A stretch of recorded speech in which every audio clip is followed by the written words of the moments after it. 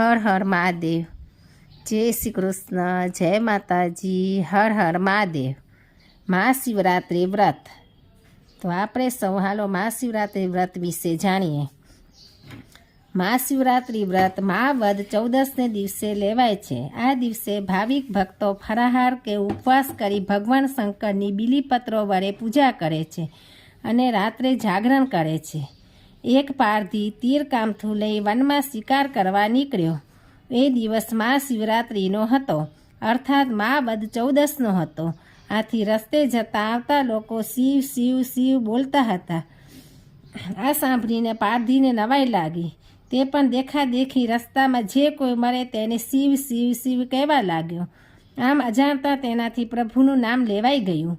પ્રભુનું નામ જાણે અજાણે કે મસ્કરીમાં પણ લેવામાં આવે તોય તેનું ફળ મળે છે, કારણ કે આ તો ભોળા શંભુ, તેમને રીઝાતા વાર ન લાગે। પારધી આખો દિવસ શિકારની શોધમાં રખડ્યો, પણ તેને ક્યાંય શિકાર મળ્યો નહીં।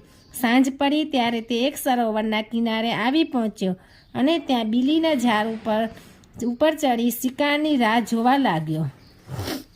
આમ સરોવર કિનારે એક મૃગલી પાણી પીવા આવી।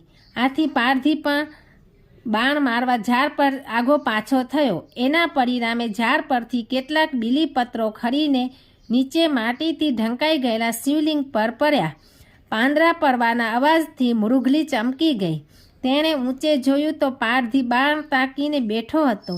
આથી મૃગલીએ આદરસ વડે પારધીને કહ્યું, હે પારધી, તારે મને મારવી હોય તો ખુશીથી માર, પણ એ પહેલાં એકવાર મને મારા ઘેર જઈને બધાને મળી આવવા દે।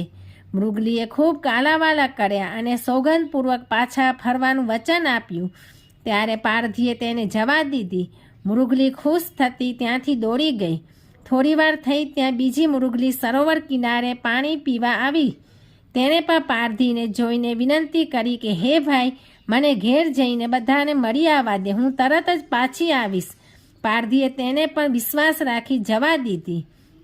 પારધી બંને મૃગલીઓની રાહ જોતો બેસી રહ્યો। તેને રાહ જોવા સિવાય કંઈ કામ ન હતું। આથી બીલીપત્રોના પાન તોડીને તે નીચે નાખતો હતો। આ બીલીપત્રો નીચે શિવલિંગ પર પડતા હતા। આમ તે અજાણપણે શિવની પૂજા કરી રહ્યો હતો। થોડીવાર થઈ હશે ત્યાં મૃગલીનો પતિ મૃગ પાણી પીવા આવી પહોંચ્યો। તે પારધીને જોઈને ગભરાઈ ગયો।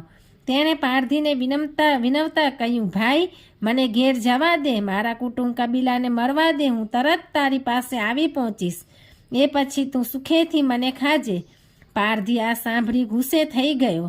આ પહેલાં પણ 2 મૃગલીઓ આવું બાણું કાઢી તેના પંજામાંથી છટકી ગઈ હતી અને હવે આ મૃગ પણ છટકી જવા માંગે છે। તેમ છતાં કોણ જાણે કેમ પારધીને મૃગ પર દયા આવી અને તેના પર વિશ્વાસ રાખી તેને જવા દીધો।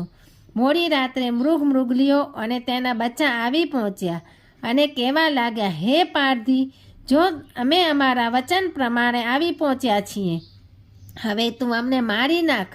આ સાંભળી પારધીની આંખમાં આંસુ આવી ગયા। તેનું મન પોકારી ઉઠ્યું કે કેવા સાચા બોલાહના છે।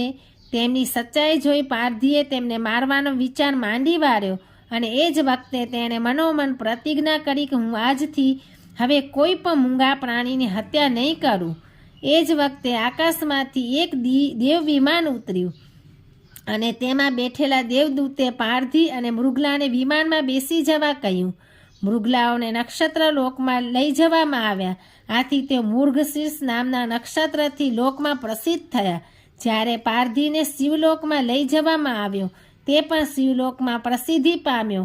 હે ભોળા શંભુ, હે ભોળાનાથ, જે કોઈ પણ તમારું જાણે અજાણે સ્મરણ કરે તેના પર પ્રસન્ન થઈ તેનું કલ્યાણ કરજો।